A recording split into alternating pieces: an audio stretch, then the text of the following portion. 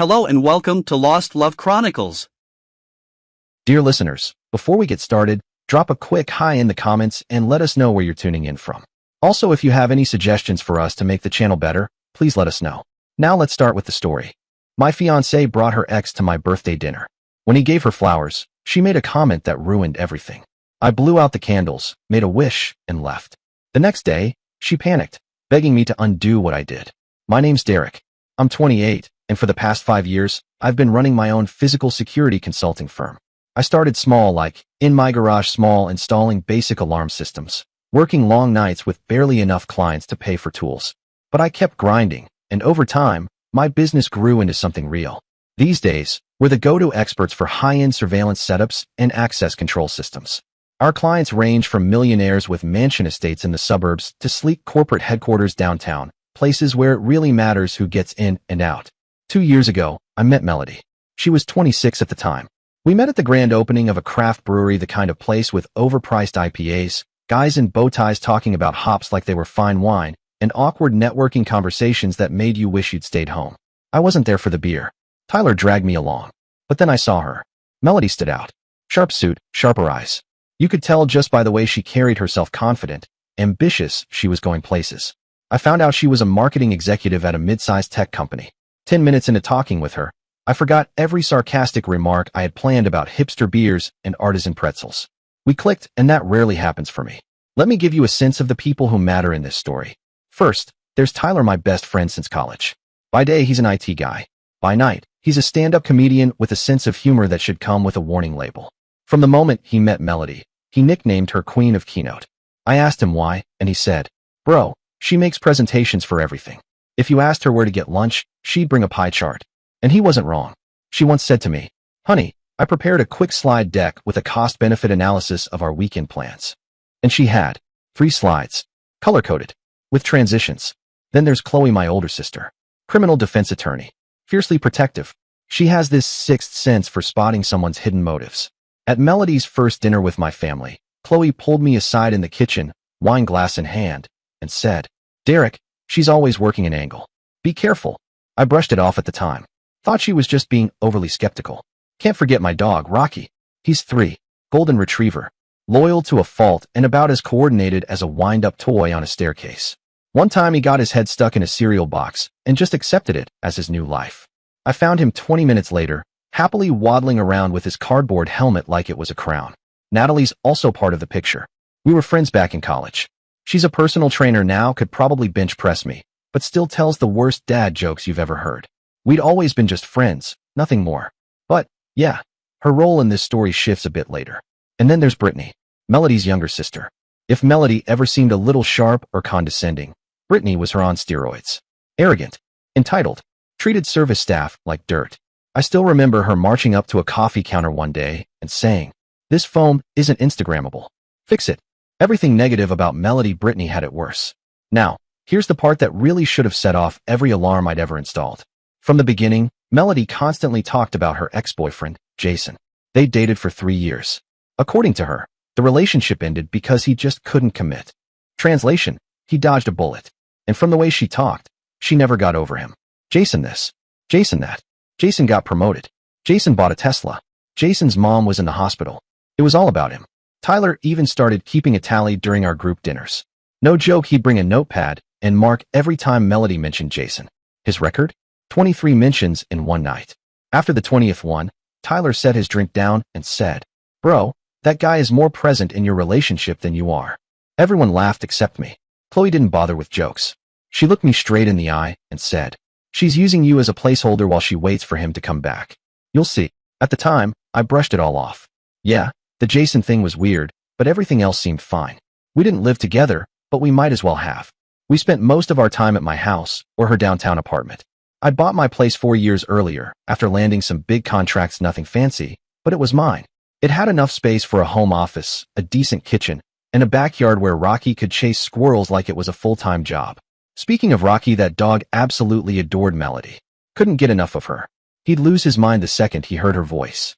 Tail wagging, paws scrambling, ball in his mouth like, "Please, goddess of snacks, throw this." Thing is, Rocky's a terrible judge of character. This is the same dog who once tried to befriend a raccoon that was clearly about to claw his face off. He just stood there, wagging, while the raccoon hissed like a demon. So yeah, Melody won over Rocky. But even he couldn't sniff out what was coming. The first major red flag slapped me in the face when Melody's company needed a security system upgrade. This is literally what I do, it's my bread and butter. So I offered. Professional rates, Melody. I'll treat your office like any other client. She smiled. Of course, baby. I trust you. Big mistake. What should have been a straightforward walkthrough turned into a 3-hour ordeal. She turned it into a presentation. Not mine, hers. She brought out charts, graphs, PowerPoint slides with buzzwords like brand synergy and cross-platform alignment. One slide even had my company's logo in a slightly altered font. She said she was trying to streamline our visual language. I stood there thinking, is she pitching my own company to me? Still, I went through with it. Did the job. Flawless install. Fair price. Problem solved, or so I thought. That's when she started meddling. First, it was small things. A tweak to my website. Just making it pop more, she said. Then she added her email to all client communications. She even signed off on invoices. With both our names. One day, I pulled her aside and said, Melody, I appreciate the help, but this is my business. You can't just insert yourself like that. She gave me this polished smile, the kind she probably uses in boardrooms, and said, Derek, I'm optimizing your brand presence for maximum market penetration. This is how you scale. It sounded like she was pitching to investors. I told Chloe about it later. She didn't hesitate. She's treating your company like she bought it. Soon she'll want equity. And a company car. Tyler was less diplomatic. She's staging a hostile takeover of your life, one slide deck at a time. I laughed it off at the time. But they weren't wrong. The masterstroke came in October right before my birthday. Melody said she wanted to organize a networking experience. Not a birthday party. A networking experience. She booked this pretentious restaurant downtown. One of those places where they serve you 3 asparagus spears for $40 and call it deconstructed spring greens. A place where the waiters glare at you if you mispronounce the wine. The guest list was typical. Tyler, Chloe, who even flew in from New York just to witness the spectacle, and a few others. Then, a day before the dinner, Melody dropped the bomb. I was at my desk, reviewing some security footage for a client when she said casually, oh, and I invited Jason too. I froze. Rewound what she said in my head. Jason? Your ex? She nodded, sipping her green juice. Yes, but we're just friends now. Besides, he has incredible connections in the tech world. I didn't even know what to say. She kept going. This could transform your business. She used the word transform to justify inviting her ex to my birthday dinner. And then, like an afterthought, she added, Brittany is also coming from Springfield. She's really looking forward to meeting everyone. Brittany, who had ignored my existence for the last 2 years, was now suddenly really looking forward to celebrating my birthday. I stared at my phone in disbelief for a second, then called Chloe. No way was I dealing with this without backup. She answered on the first ring. Let me get this straight, she said, already in full lawyer mode. She invited her ex-boyfriend to your birthday dinner and is pitching it as a business opportunity. And her sister, the one who treats you like furniture, is now your biggest fan. I didn't even have to respond. There was a pause. Then Chloe's tone dropped, low and surgical. Brother, this woman thinks you're a fool. She's up to something. And you're the only one who doesn't see it coming. I should have canceled. I knew that. Every part of me was screaming that this was headed somewhere bad. But I didn't cancel. Because part of me, maybe the most bruised and tired part, was curious. Curious to see how far Melody would actually go. So I said, let's do it. It could be instructive. There was a beat of silence on Chloe's end. Then she laughed. Oh, I'll be front row for this train wreck. The night of the dinner, I knew something was off the second I saw her.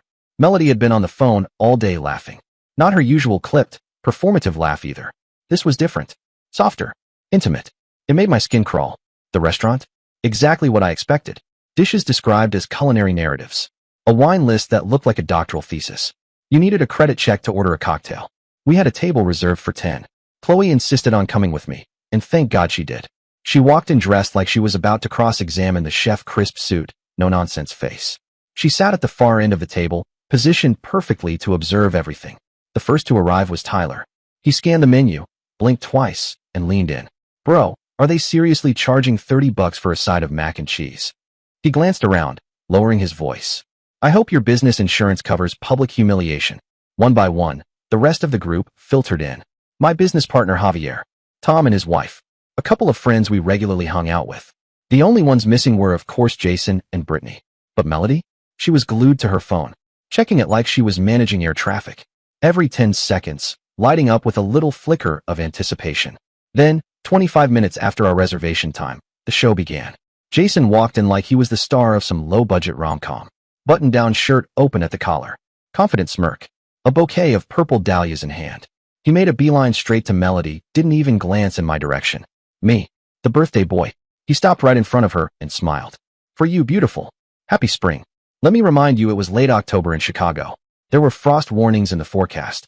But this clown was talking about spring like we lived in Rio. And Melody? Her face lit up like it was Christmas morning. She reached for the flowers like he'd just brought her a winning lottery ticket. Purple dahlias. Did you know they're my favorite? You always had better taste. How sweet. That's what she said. Then Melody turned to the table, holding the bouquet like a prize she'd just won on a game show. Look what Jason brought me. Isn't he incredibly thoughtful? The silence that followed was brutal. Chloe, mid-sip of her water, froze. You could see the exact moment her brain processed what had just been said. She lowered her glass without finishing the sip, eyes sharp. Tyler? His jaw dropped, mouth open, like he'd just witnessed a slow-motion car crash and couldn't decide whether to scream or laugh.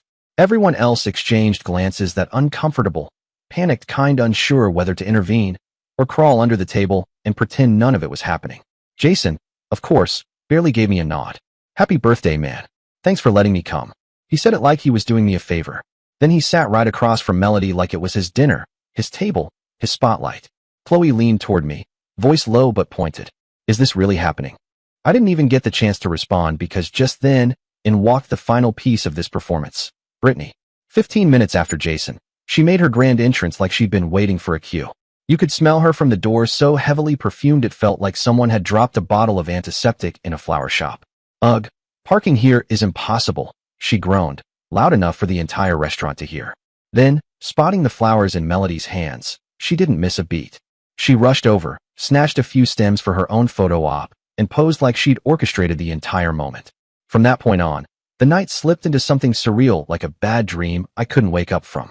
I was seated at the head of the table, supposedly the guest of honor, watching my girlfriend have a reunion dinner with her ex-boyfriend with an audience. They laughed. They shared inside jokes. They reminisced like it was a private catch-up session and the rest of us were invisible extras.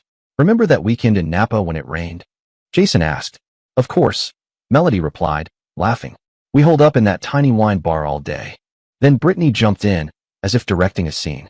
The photos from that day, you two looked like a postcard. I glanced down the table. Chloe was literally taking notes. No exaggeration, she had pulled out a pen and a small notebook from her purse, her expression focused like she was gathering evidence. Tyler kicked me under the table. I looked at him, and he gestured sharply, mouthing, "What the hell is this?" What was happening wasn't just rude. It wasn't a misunderstanding. It was a planned humiliation. And I realized I didn't have to sit there and be part of the show. But the dinner dragged on for another excruciating hour. Jason hijacked every conversation. He spoke with that fake expertise about everything: wine pairings, vacation spots, modern art, as if he'd done a TED Talk on each topic. And Melody? She looked at him like he was delivering profound wisdom, hanging on every word. Like she wasn't seated next to the man she was supposed to be in love with, she was entranced by someone else. Brittany filmed everything. Her phone constantly pointed at them, like she was making a documentary. I sat there, silently, watching my partner have a date with her ex. On my birthday, with our friends watching in awkward discomfort. And then came the cake. The waiter brought it out, candles lit. And guess who started singing first? Jason. Happy birthday to you. Like he was the host, the ringleader of this whole farce. Melody finally put her arm around me, the first physical contact she'd made with me all night. It was stiff, mechanical, like she'd remembered at the last second. Oh right, I'm supposed to be with this guy? Make a wish, love, she said. I looked at the candles, and in that instant everything made sense. It wasn't just about Jason's presence. It wasn't about purple dahlias, or wine bars, or awkward birthday songs. It was about a woman who truly believed that she could publicly humiliate me in front of my friends, and I would just sit there, smile, and take it. What no one at that table knew was that I had another plan for the night. A much bigger one. Melody and I had been engaged for 4 months. I had planned to announce our wedding date that very night. I'd even thought about making a toast something heartfelt, something hopeful. Her parents had already paid $15,000 to cover half the venue and catering. My share was already on deposit. The ring? It was in the inside pocket of my jacket. Not because I planned to propose again, we were already engaged, but because I'd wanted to upgrade it, make it more special. Funny how things change. I blew out the candles. Slowly. Took a breath. Then stood. Actually, I said, raising my glass. I have an announcement to make.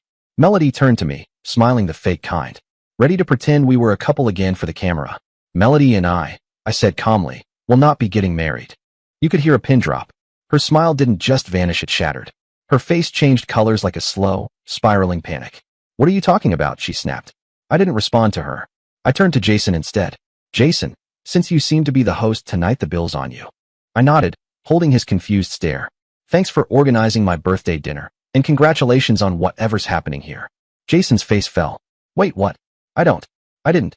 I reached into my pocket, pulled out my phone, and turned back to him. Oh, and Jason, I added, tapping the screen. 5276. That's the code to get into my house, right? On the keypad. He froze. Blinked twice. I nodded. Pretty clever.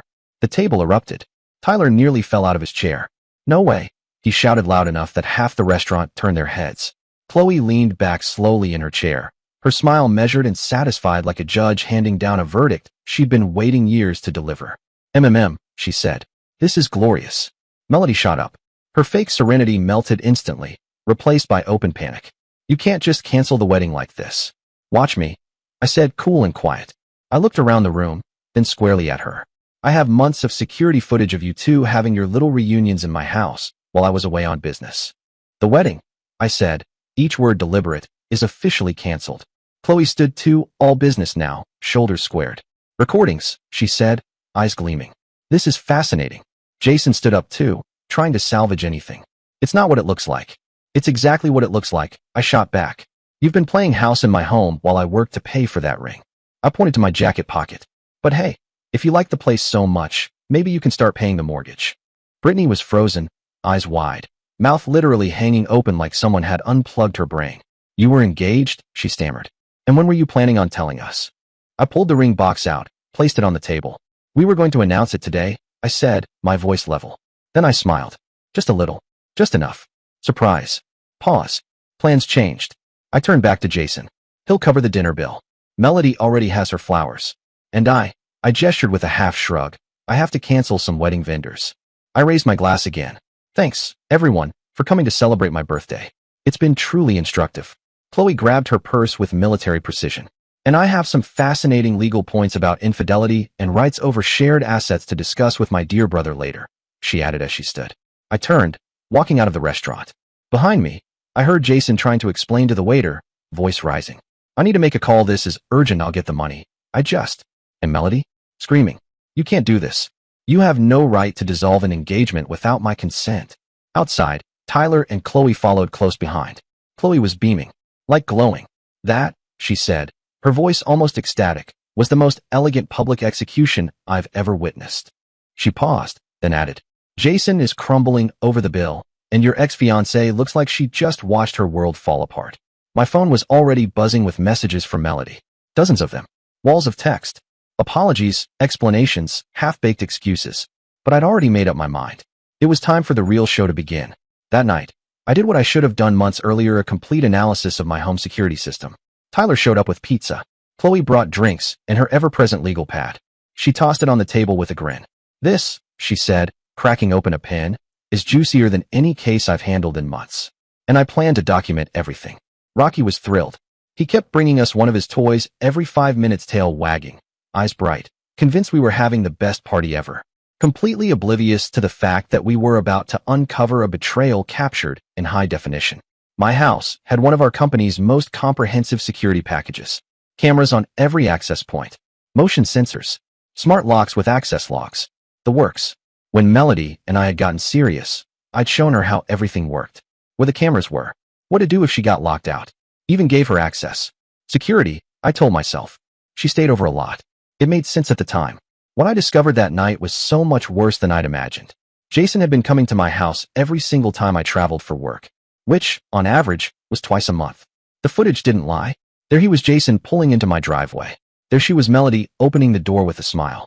Or better yet, Jason entering his own code, 5276. He typed on the keypad like he owned the place. He wasn't just visiting. He was living out some kind of domestic fantasy in my house. They used my Netflix account, ate my food, slept in my bed, walked my dog. Tyler stared at the screen and said, "This is surreal." He pointed, squinting. "Dude, he's wearing your college sweatshirt and giving Rocky treats." What the hell? Rocky, for the record, was happily destroying a tennis ball on the carpet, blissfully unaware that his official treat distributor was the villain in the story. Chloe's tone dropped. Cold. Calculating. This isn't just adultery, she said. This is trespassing. She gave him access to your property without your consent. You could build a solid civil case out of this. We kept reviewing the logs. Jason's code 5276 had been used 17 times in just 3 months. Always when I was out of town. And not just quick visits. The camera logs showed him arriving with luggage. Hours and hours of footage. Inside, they cooked together. Watched movies. Cuddled on the couch. Acting like a perfectly happy couple in my living room. That night, I revoked all guest codes except mine. I changed every system password. Every login. Then I sent Melody a single text. Just one. A screenshot. Jason, entering the front door. Timestamp. 3 weeks ago. The same week I'd been installing a system for a commercial client in Denver. Her response came instantly. We need to talk. I replied with a single gif of Samuel L. Jackson saying, Nope. Chloe nodded in approval, already flipping pages in her notebook. Professional advice, she said. Don't respond anymore. Document everything. Let her hang herself. The next step was severing professional ties. I had installed the security system for Melody's company personally, so I sent a formal email to her boss explaining that, for personal reasons, I would be reassigning Melody's account to another member of my team. That's what I wrote in the email. Calm. Professional. No emotion. I CC'd my director of operations so everything would be documented. No ambiguity. No room for misinterpretation. The implied message? Clear as glass. Your employee used a professional relationship to facilitate a personal betrayal, and I no longer feel comfortable working in that environment. That was checkmate number 1. But then came the masterstroke. My real estate investment. 3 months earlier, I'd bought an apartment as a rental property purely as a business move. A contact had offered me the deal. Numbers looked solid. Good area. It just so happened to be in the same building where Melody lived. Not on purpose. Just an irony so sharp it could cut glass. I never told her the address. Just casually mentioned that I'd purchased a rental property. Mine was 3F.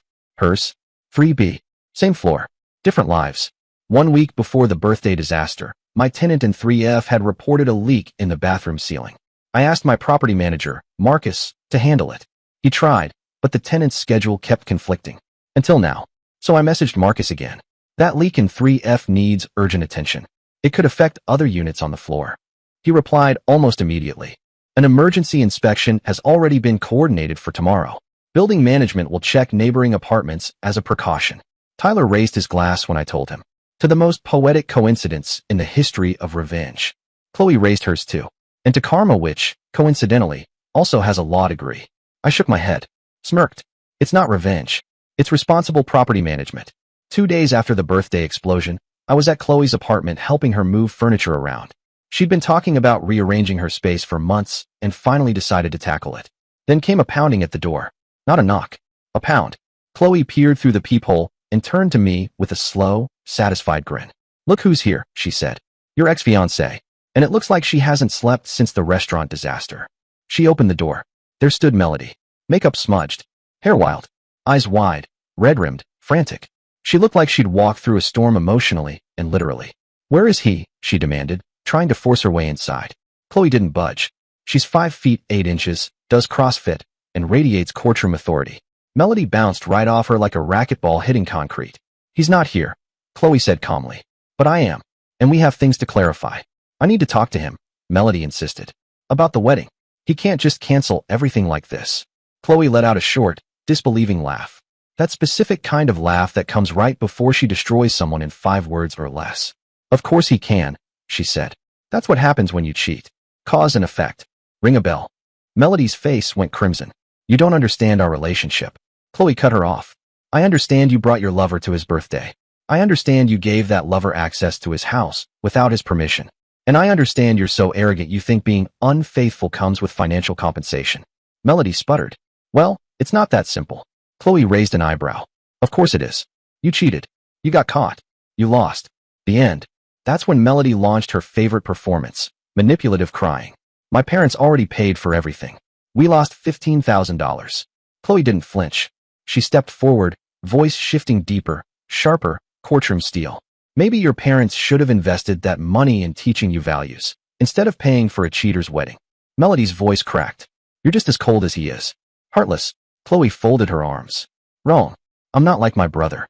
She pointed behind her, toward where I stood, silently watching. He was kind. He gave you years of his life. Job connections. A ring you never deserved. Then she looked at me directly. Her voice quieter now. Fiercer. Me? From day one. I saw what you were. I warned him. But he's too noble to listen to his older sister. Chloe's voice was calm, but sharp enough to slice through Melody's crocodile tears.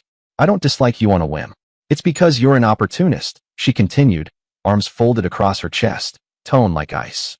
You used his professional expertise, his marketing knowledge, his house for your affairs, and his generosity to finance your lifestyle. She stepped closer. Melody flinched. You are literally a parasite in designer clothes. Melody broke down, finally. The kind of crying that was more performance than pain, but that didn't stop her from collapsing into it. But Chloe wasn't finished. Want to know what I really think of you? She didn't wait for an answer. You're pathetic, she said flatly.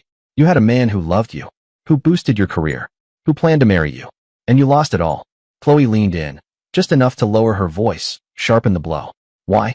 For an ex-boyfriend who didn't even have the decency to pay the bill, who vanished the moment things got uncomfortable. I made a mistake, Melody sobbed. No, Chloe snapped. You made conscious choices. Over months. You chose to let Jason into my brother's house. You chose to organize that humiliation dinner. You chose to prioritize your ex over your fiancée. And now, you choose to harass his family instead of facing the consequences like an adult. Melody tried again, reaching for pity. I just want to explain. Chloe didn't even blink. Explain what? How you accidentally fell onto Jason over and over while my brother was out working his, but off to pay for your ring. How you accidentally organized a romantic reunion on his birthday. How you unintentionally decided to embarrass the best man who's ever been in your life.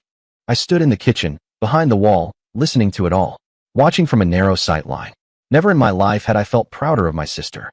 Melody tried one last move, desperation disguised as depth. Don't you understand what it means to have history with someone? Chloe's answer came like a clean cut with a razor. I understand perfectly what loyalty is. You clearly do not. She stepped aside and pointed at the door. Now get off my property before I call the police for harassment. And the next time you try to play the victim. Her voice dipped. Remember that security cameras don't lie. 3 days after that verbal demolition, my phone wouldn't stop ringing. I was in a meeting with a client installing a security system for a tech startup when the messages started. Buzz, buzz, buzz. From Melody. What did you do? There's water everywhere. The apartment ceiling collapsed. My laptop is destroyed. All my furniture is ruined. Call me now. That was just the beginning. Soon, the complaints started rolling in, not just from Melody, but from her entire family. First, her mother. How dare you embarrass us like this? We invested in your future with her. Then, her father, more blunt, more transactional. We need to talk about financial compensation for the lost deposits. You made an impulsive decision that's costing us money. And finally, Brittany, naturally. You humiliated her in front of everyone. You owe us for this whole mess. The actual water damage, though? That was a bit more complicated. The plumber discovered a major leak in a shared pipe between my unit and Melody's.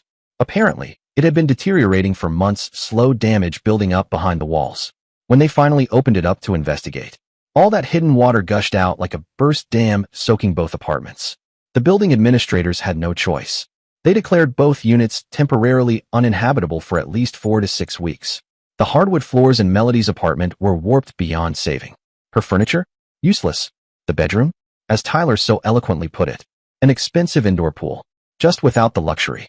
While Melody waded through a literal flood, I had to navigate an emotional one. Her family came for me fast. Emails, calls, voicemails loaded with guilt and accusations. They wanted $15,000 back, the amount they had invested in the wedding venue, catering, flowers, the whole elaborate farce. Her mother, naturally, brought up the concept of breach of contract, as if we were two business executives in a boardroom, not a couple shattered by betrayal.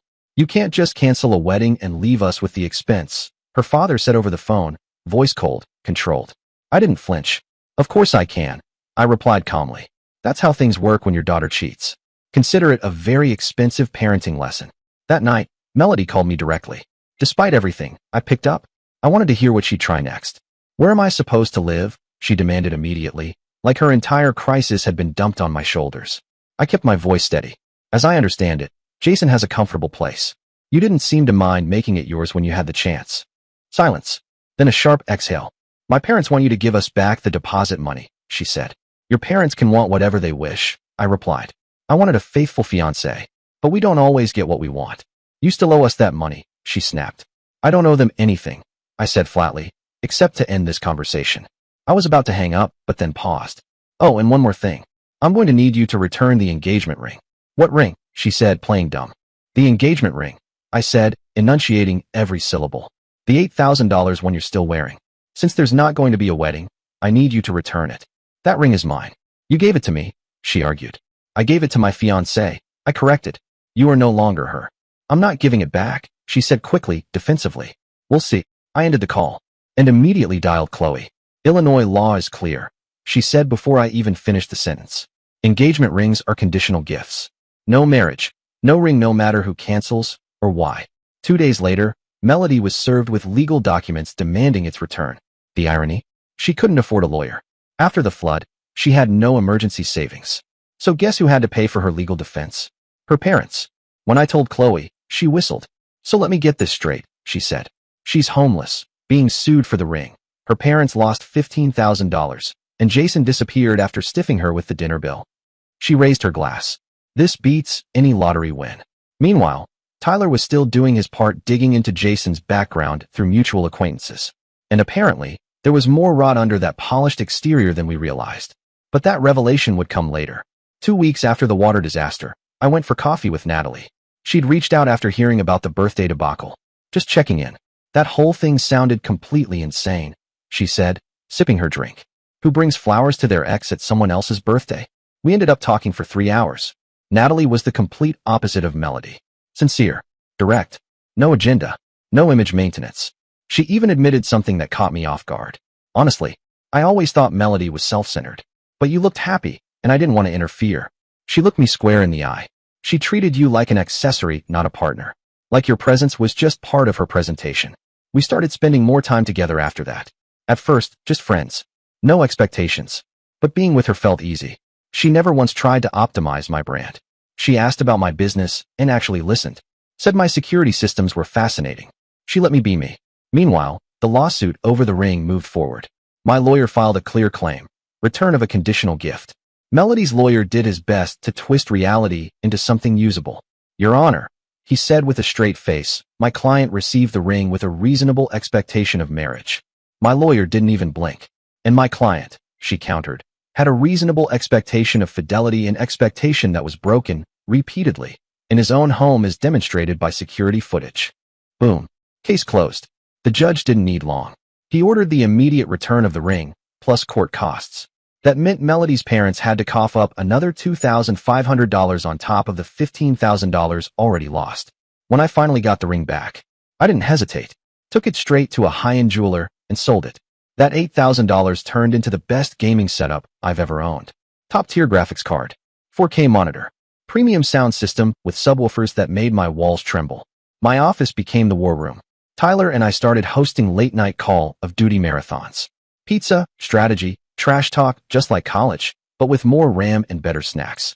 Rocky would always lie by my chair, head on his paws, occasionally barking at explosions from the speakers like a canine veteran of digital warfare. Best investment you ever made, Tyler declared one night after a particularly glorious victory. Way better than being married to the queen of Keynote. We laughed for what felt like the first time in a long time. But then came the real bombshell courtesy of Tyler's intelligence network. See, some of our mutual friends had been following the Melody Jason drama with the intensity of people watching a soap opera they were emotionally invested in. That's when it came out. Jason wasn't just Melody's ex. He was a married man. Had been for 2 years.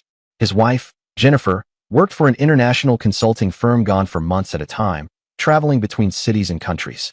Jason had been leading a double life, pretending to be single, enjoying wine dates, security access, and birthday dinners on someone else's dime. The whole house of cards collapsed after that infamous birthday dinner. Apparently, when Jason paid the $450 bill, he used a shared credit card, one he and Jennifer both monitored. She called him. What's this charge at Maison Celeste? His explanation didn't add up. Jennifer went digging. She found text messages between him and Melody. Found photos in the cloud. Receipts from hotels and restaurants that contradicted every business trip he'd mentioned. 2 weeks after my birthday, Jennifer filed for divorce. She had all the ammunition she needed: evidence of adultery, misuse of marital funds, and deception. The process was swift. Jason lost the house, a huge chunk of his assets, and his reputation. He responded the only way cowards do disappeared. Blocked Melody on everything. Deleted her from social media. Moved in with a friend and vanished from her life as if she had never existed. Melody, meanwhile, had no stable place to live. After the flood, she tried crashing with Brittany, but that lasted 4 days. She's a disaster, Brittany reportedly told a friend, and not even Instagrammable. So Melody checked into an extended stay hotel which, ironically, cost almost as much as a normal apartment. She was alone, broke, and wondering how the hell her life had imploded so fast. Her parents? Done with her. Her mom's final words hit hard. "We raised you better than to leave a good man for a married guy who won't even return your calls." But the story didn't end there. 6 months after that unforgettable dinner, I married Natalie. We kept it simple. No luxury venue. No keynote speeches. Just the people who mattered. And it cost half of what Melody's wedding was projected to cost. Her parents, lovely people, welcomed me with open arms. I never had to prove anything. They just embraced me for who I was. Tyler was my best man, of course. And his speech? Unforgettable. To the bride and groom.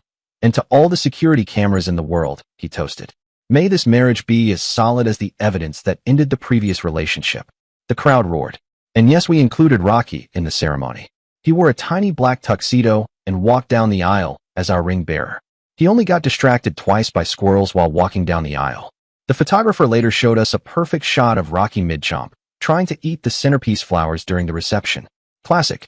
Everyone was enjoying themselves, the music, the laughter, the clinking of glasses when I noticed a disturbance near the entrance. A couple of the venue's security staff were speaking firmly to someone who clearly wasn't on the guest list. I walked over, curious but cautious, and my stomach dropped the moment I saw who it was. Melody, arguing, hands waving, voice raised. Her face was flushed with frustration, and she looked frantic. Chloe must have caught sight of her too because she was suddenly at my side. "Not today. No way," she muttered. But Melody spotted me first. Her eyes locked onto mine, and she crossed the room quick, direct, and unapologetic. Every eye in the reception turned as she moved, slicing through the celebration like a storm cloud on a sunny day. "We need to talk," she said, out of breath. "It's very important." I felt Natalie squeeze my hand gently. Her voice calm, but strong. "Want me to handle it?" she asked. "No," I said quietly. "Don't worry. I'll take care of it. But don't go far." Melody stopped a foot away from me, agitated and visibly uncomfortable. Then I saw it. She was pregnant about 6 months along, from the looks of it. She wore a loose outfit that tried, unsuccessfully, to disguise the bump. "Congratulations," she said, voice tinged with bitterness. "I see you recovered quickly." "Thanks," I replied evenly. "You look different. We need to talk. In private." I looked over at Natalie, then back at Melody. "You can say whatever you want here. Natalie is my wife now." That word wife hung in the air, heavy with meaning. Melody's eyes darted around the room, clearly rattled by the number of people watching. Then she blurted it out. "I'm pregnant." I stood still. "Congratulations," I said. "I'm sure Jason will be thrilled to take responsibility." Her voice dropped. The edge softened into panic. "Jason isn't answering my calls. He's erased me from his life since the divorce." "I'm sorry to hear that," I said flatly. "And what does this have to do with me?" Then came the bombshell I half expected, but still wasn't ready for. "I need your help. This baby, it could be yours." The silence was immediate, deafening. Chloe was suddenly at my side like a ghost. Natalie gripped my hand tighter. I locked eyes with Melody, stunned. "Seriously?" I asked. "You're going to do this here? At my wedding? In front of everyone? I didn't know how else to find you. So you decided to ruin my wedding with this?" I took a deep breath. My voice calm, but like steel. "Fine. Let's start with the basics then. I want a paternity test. DNA doesn't lie." Her face lost all color. I don't know if that's necessary." "Of course it is. If you're so sure the baby's mine, you shouldn't have a problem proving it." "I thought you'd want to help." "Help? With what? A child that probably isn't mine? From a woman who cheated on me for months in my own house?" "No. The only thing I'm going to help with is proving you're still the same liar you've always been." Chloe practically glowed. "I'll have the paperwork ready by tomorrow morning," she said, already making mental notes. Melody stepped back, the crowd still watching. "You're making a big mistake. When you get the results, you're going to regret this." Security finally stepped in, gently but firmly escorting her out of the building. She tried to twist back around, yelling over her shoulder, "You'll be looking for me when you realize the truth." The music didn't pick up again right away. There was that stunned, whispered buzz of a wedding hijacked. Everyone had an opinion, but no one could believe she'd actually done it. Not like this. Later, at the bar, Tyler found me. "Dude, that was insane. Do you think there's any chance?" I glanced over at Natalie, who was now laughing with Chloe like nothing had happened. And then to Rocky, who had snuck under a table and was helping himself to fallen cake scraps, blissfully unaware of the chaos. We'll find out first thing tomorrow morning, I said, my voice steady. But whatever happens, I already know who my real family is. The paternity test was scheduled for 9 a.m. the next morning. I didn't know what to expect. A big part of me was convinced the child wasn't mine, not with the timeline, not with her history of lies. But still, there was that small, persistent voice in the back of my mind. What if it is? Either way, I had a computer that performed like a rocket, a wife who respected me, and a dog who still thought cardboard helmets were the height of fashion. Whatever happened the next day, I'd already won. The morning of the test results arrived gray and quiet, as if even the sky understood something significant was about to be revealed. I got up early, didn't say much over breakfast. Natalie gave me a soft kiss on the cheek and said, "No matter what it says, we're solid. You know that, right?" "I do," I replied. "That's why I'm not afraid." When I pulled into the parking lot of the lab, I saw Melody already waiting, leaning against her car with that same proud, aloof expression as if the world still revolved around her. She stood up when she saw me, but didn't say a word. We walked into the building together, but didn't acknowledge each other.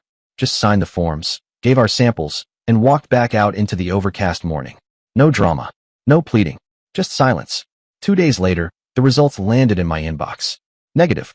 You are not the father. I stared at the screen for a long time. I didn't feel relief, exactly. Not joy or anger either. What I felt was certainty. Certainty that my instincts weren't flawed, that my boundaries were justified, that my doubts were never paranoia, but warnings my heart had been screaming for months.